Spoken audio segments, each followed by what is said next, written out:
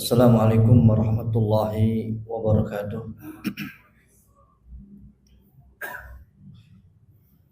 Alhamdulillah, Alhamdulillah, Alhamdulillah alladzi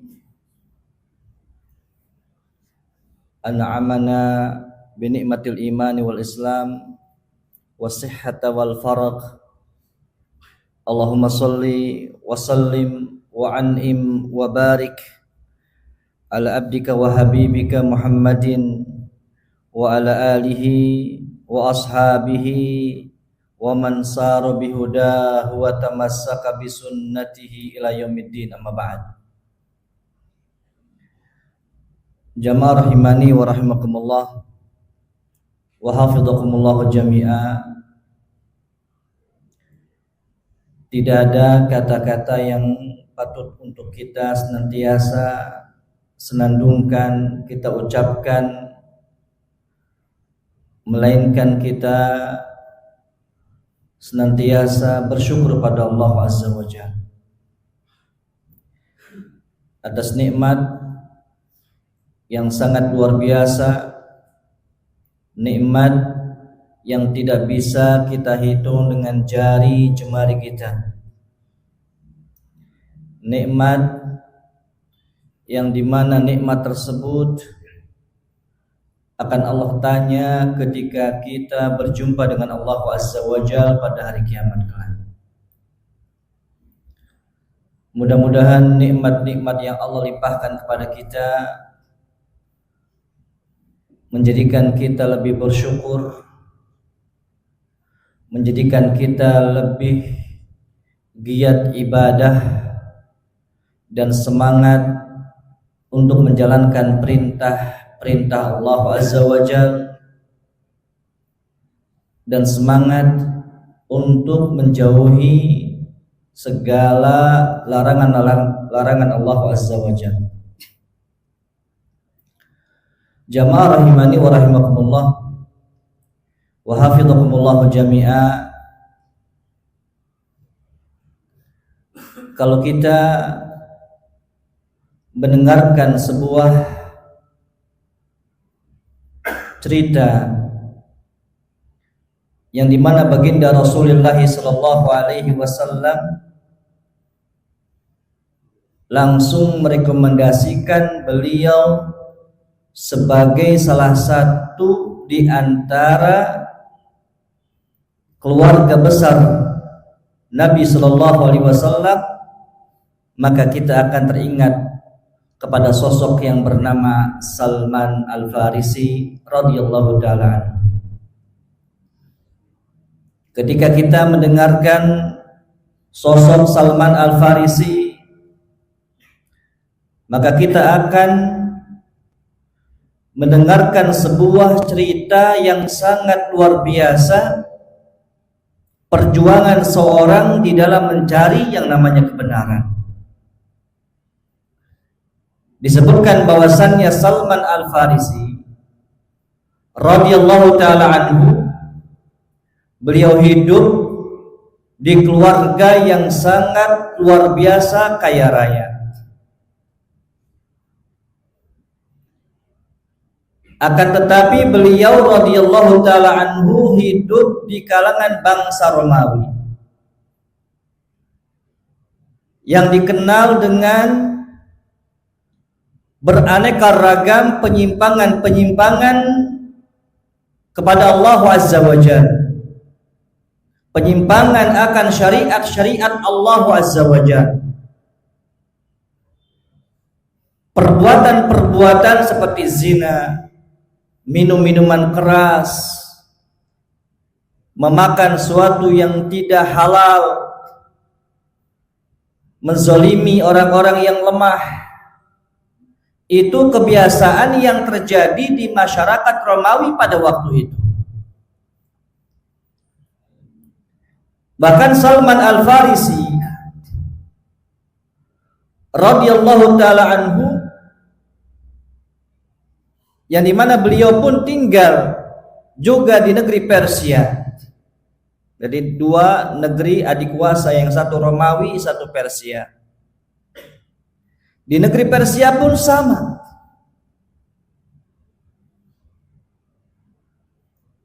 Yang mana kehidupannya tidak beda dengan bangsa Romawi pada waktu itu. Kerjaannya Salman Al-Farisi, tugasnya adalah menjaga api. Karena orang-orang Persia dikenal dengan orang-orang Majusi, orang-orang yang menyembah api. Maka tugas Salman Al-Farisi pada waktu itu menjaga api oleh ayahandanya agar api tersebut tidak padam. Lama-kelamaan berpikirlah seorang yang cerdas dari Salman Al-Farisi radhiyallahu taala anhu, akhirnya dia pun lari dari tempat kediamannya yang begitu nyaman, begitu enak, begitu sangat dipenuhi dengan kebutuhan-kebutuhan yang dia butuhkan. Dia pergi menuju sebuah tempat-tempat yang penuh dengan perjuangan-perjuangan dalam rangka untuk mencari yang namanya kebenaran.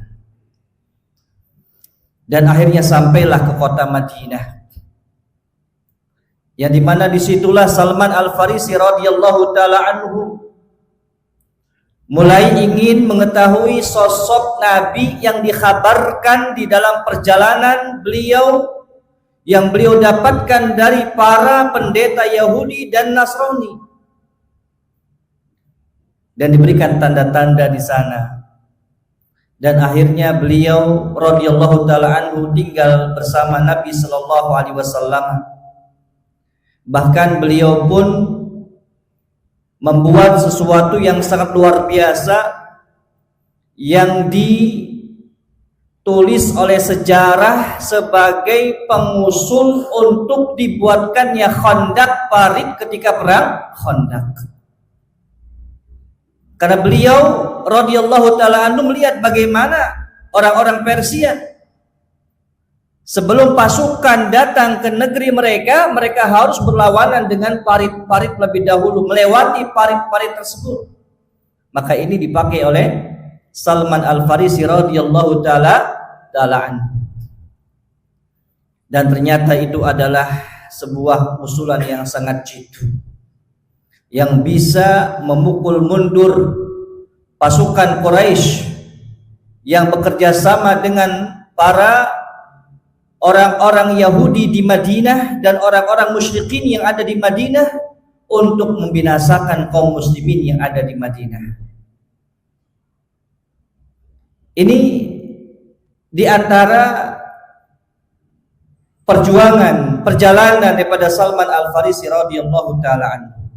Sampai-sampai Rasul mengatakan, Salman min ali baitina. Salman Al-Farisi termasuk keluarga besar kami, dan itu rekomendasi dari Nabi sallallahu alaihi wasallam. Kemudian jamaah rahimani wa rahimakumullah wa hafizakumullahu jami'a. Marilah kita sejenak untuk mendengarkan petuah-petuah dan nasihat-nasihat daripada Salman Al-Farisi radhiyallahu taala anhu yang sangat luar biasa berharganya, yang bisa menjadikan motivasi kita hidup di muka bumi ini. Di antara nasihat Salman Al-Farisi radhiyallahu taala anhu disebutkan oleh Imam Abu Nuaim dalam kitabnya Hilyatul Auliya. Beliau menukilkan qala Salmanul Farisi radhiyallahu taala anhu, berkata Salman Al-Farisi, semoga Allah meridainya, innal ilma katsirun, sejatinya ilmu itu sangatlah banyak. Ilmu di muka bumi ini sangatlah banyak. Wal umru qasirun, adapun umur yang Allah berikan kepada kita itu sangatlah pendek. dengan banyaknya ilmu yang tersebar, tidak sesuai dengan umur yang Allah berikan kepada kita semuanya. Maka beliau radhiyallahu taala anhu ingin memberikan sebuah hal yang prioritas, hal yang urgen, apa yang harus dilakukan seorang hamba Allah Azza wa Jalla terkait dengan ilmu yang banyak, umur yang pendek. Kemudian kata beliau, fakhud minal ilmi ma tahtaju ilaihi fi amri dinik wa da'ma siwahu fala tu'ani. Maka ambillah ilmu itu terkait dengan apa yang kau butuhkan di dalam perkara-perkara agamamu. Jangan sampai ada orang ilmu duniawinya luar biasa, akan tetapi ilmu dininya, ilmu agamanya ternyata tidak luar biasa seperti ilmu yang dia miliki dari perkara duniawi. Minimalnya adalah seorang berilmu terkait dengan ibadah yang senantiasa dilakukan. Ketika dia sholat, dia tahu apa yang harus dia baca. Ketika dia puasa, dia tahu terkait hal-hal yang kaitannya dengan puasa. Ketika dia berzakat, dia pula tahu terkait dengan masalah itu. Begitu pula terkait dengan masalah haji dan lain sebagainya. Jangan sampai kita menjadi sosok orang yang dimurkai oleh Allah Azza wa Jalla. Sebagaimana sebuah hadis di sahabat Abu Musa al-Ash'ari radhiyallahu taala anhu yang diriwayatkan oleh Imam Al-Bukhari, qala Rasulullah sallallahu alaihi wasallam, Rasulullah bersabda, innallaha yubghidu kulla alimin bid dunya jahilin bil akhirah. Sejatinya Allah Azza wa Jalla membenci orang-orang yang dia hanya berilmu terkait dengan perkara duniawi, akan tetapi terkait dengan perkara ukhrawi dia tidak tahu.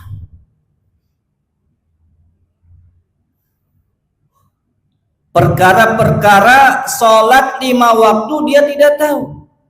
Maka ini sesuatu yang paling dibenci oleh Allah Azza wa Jalla. Maka setiap kita patut untuk betul-betul bisa mendalami hal-hal yang kaitannya al-ma'lum minad dini bid-darurah. Perkara-perkara agama yang urgen dalam kehidupan kita sehari-hari. Minimalnya itu. Terkait dengan khilaf itu ada urusan yang lainnya. Dan itu hukumnya fardu kifayah.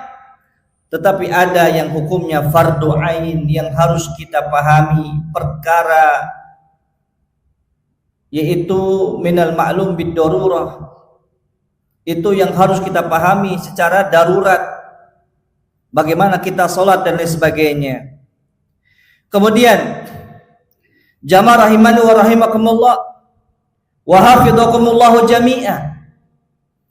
Nasihat yang kedua ini disampaikan oleh Salman Al-Farisi radhiyallahu taala anhu yang dinukilkan di dalam Musannaf Ibn Abi Syaibah, bahwasanya Salman Al-Farisi radhiyallahu taala anhu mengatakan, aksarun nasi dunuban yaumal qiyamati aksaruhum kalaman fi maksiatillah. Kebanyakan manusia itu melakukan dosa-dosa sampai dia bertemu dengan Allah di hari kiamat kelak. Dan ternyata dosa yang paling banyak disampaikan oleh manusia, dilakukan oleh manusia, diperbuat oleh manusia, yaitu dosa berbicara fi maksiatillah. dosa ketika dia berbicara terkait dengan hal tersebut, kemaksiatan kepada Allah Azza wa Jalla. Contohnya adalah yang kaitannya dengan mencaci saudaranya, menghina saudaranya. Padahal Rasulullah sallallahu alaihi wasallam pernah menegaskan, laisal mu'min bil la'an wala ta'an walal fahish walal badi. Seorang mukmin bukanlah orang yang suka melaknat saudaranya. Seorang mukmin bukanlah orang yang senantiasa menuduh saudaranya dengan tuduhan yang tidak tepat. Seorang mukmin bukanlah seorang yang senantiasa lisannya fahish, buruk, jelek. Bukan. Karena berapa banyak orang-orang yang dia itu taat beribadah kepada Allah, ternyata karena lisannya yang jelek, yang pedas, menghina seorang muslim, menghina saudara-saudaranya, maka ini menjadikan dia termasuk orang yang Allah masukkan ke dalam api neraka. Dan itu disebutkan oleh Rasulullah SAW, seorang wanita yang rajin ibadah salatnya, rajin zakatnya, rajin sodakohnya, rajin qiyamul lail, akan tetapi lisannya begitu pedas kepada tetangga-tetangganya. Maka apa kata Nabi sallallahu alaihi wasallam? Hiya min ahlin nar. Dia termasuk orang yang Allah masukkan ke dalam api neraka. Kemudian dalam sebuah perkataan yang lain, yang dimana Salman Al-Farisi radhiyallahu taala anhu pernah mengatakan, adhakani salasun wa abkani salasun. Ada 3 perkara yang menjadikan aku ini heran, dan ada 3 perkara yang menjadikan aku ini menangis atau sedih. Kemudian kata beliau, fadhahiktu min mu'ammilid dunya wal mautu yatlubuhu. Perkara yang pertama yang membuat aku heran, yang mana ada orang yang senantiasa dia itu berkeinginan untuk menggenggam dunia, wal mautu yatlubuhu, padahal kematian selalu mengincarnya. Kehidupannya untuk duniawi, tidak ada yang dia lakukan di dalam kehidupan sehari-hari kecuali duniawi, tidak ada unsur ukhrawinya. Ini yang menyebabkan aku heran, kata Salman Al-Farisi yang pertama. Kemudian yang kedua, wa ghafilin la yughfalu anhu. Dan ada orang yang lalai padahal Allah senantiasa mengawasinya. Dia lalai, tapi padahal Allah senantiasa mengawasinya. Inna rabbaka labil mirsad. Allah senantiasa mengawasi apa yang hambanya lakukan. Wadahikin mil'u fihi la yadri amuskhatun rabbahu au murdihi. Dan yang ketiga adalah aku heran dan aku tertawa. Ada orang yang memenuhi mulutnya dengan tertawa, sementara dia tidak tahu apakah Rabb-nya itu murka ataukah ridho terkait dengan ketawanya dia. Kemudian wa abkani salasan, dan ada 3 hal yang menjadikan aku menangis dan sedih hati. Yang pertama adalah firaqul ahibbati Muhammadin wa hizbihi. Yang pertama yang menjadikan aku menangis ketika aku berpisah dengan sosok yang paling aku cintai di muka bumi ini, yaitu baginda Rasulullah SAW. Dan kematian para sahabat yang lainnya. Itu yang menyebabkan aku nangis. Aku bersedih hati. Karena tidak ada tempat orang-orang yang bisa aku curhati. Karena dialah orang yang sangat luar biasa, yang telah menyelamatkan beliau sendiri dari kegelapan menuju cahaya yang terang benderang, yaitu agama Islam. Kemudian yang kedua adalah haulun mutalla'un inda gamaratil maut. Dahsyatnya kengerian saat sakaratul maut. Maka ketika sakaratul maut, disinilah semangatnya iblis untuk membisikkan perkataan-perkataan yang menjadikan manusia tersebut bisa mendampinginya di neraka kelak. Ini yang membuat aku sedih yang kedua. Kemudian yang ketiga, beliau mengatakan wal wuquf baina yadayya rabbil alamin hina la adri ilan nari insirafi au ilal jannah.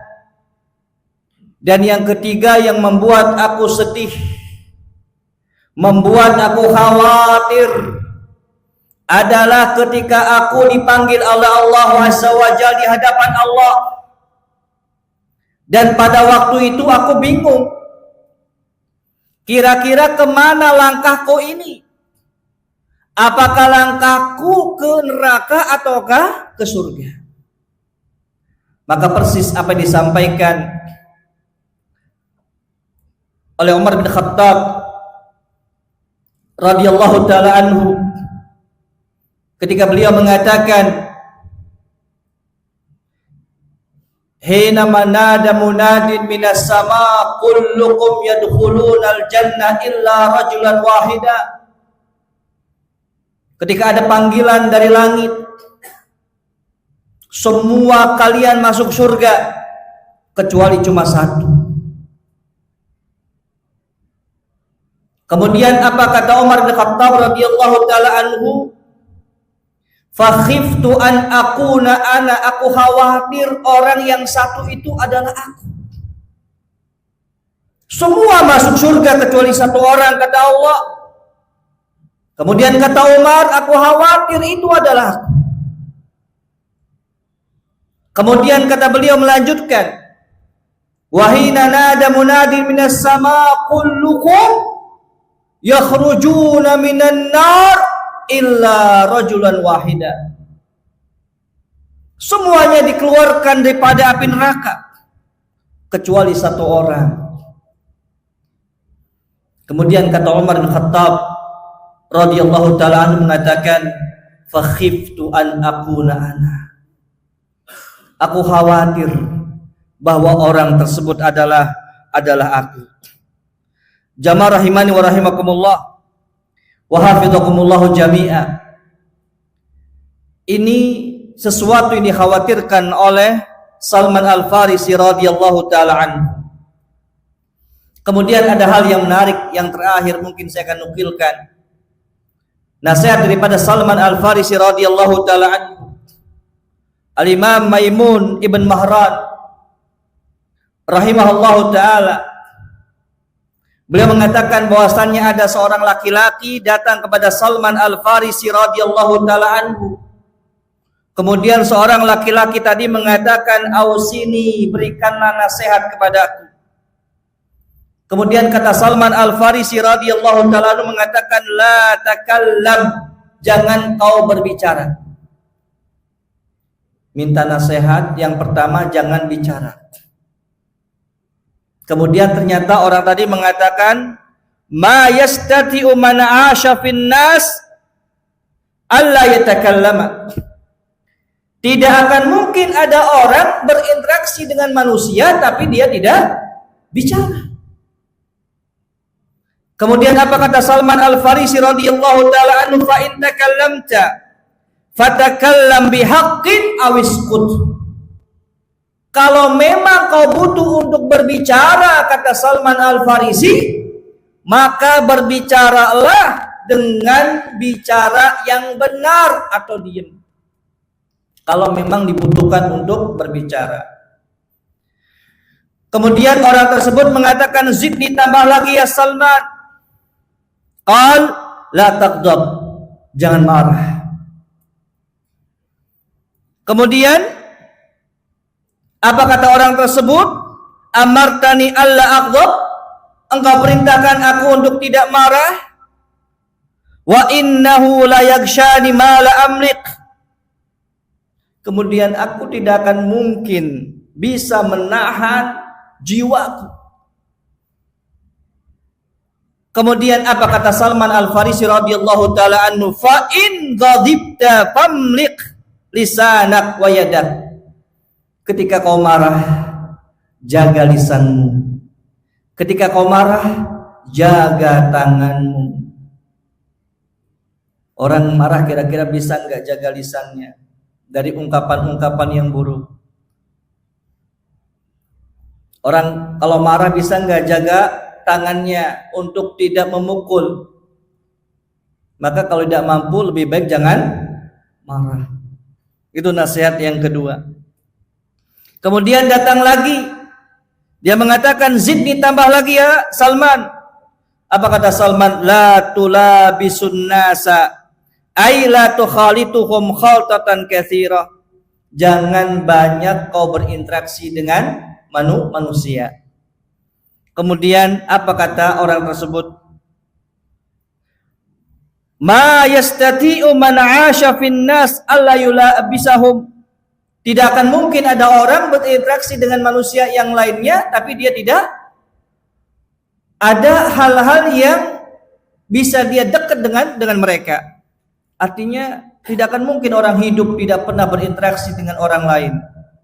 Apa katanya? Kata Salman Al-Farisi, fa in labistahum, ketika kau berinteraksi dengan mereka, fasdukil haditha, maka usahakan untuk berbicara jujur. Wa addil amanata, dan tunaikan amanat yang dia berikan kepadamu. Ini jamaah rahimani wa rahimakumullah wa hafizakumullah jami'a. Ini nasihat daripada Salman Al-Farisi radhiyallahu taala anhu kepada kita semuanya.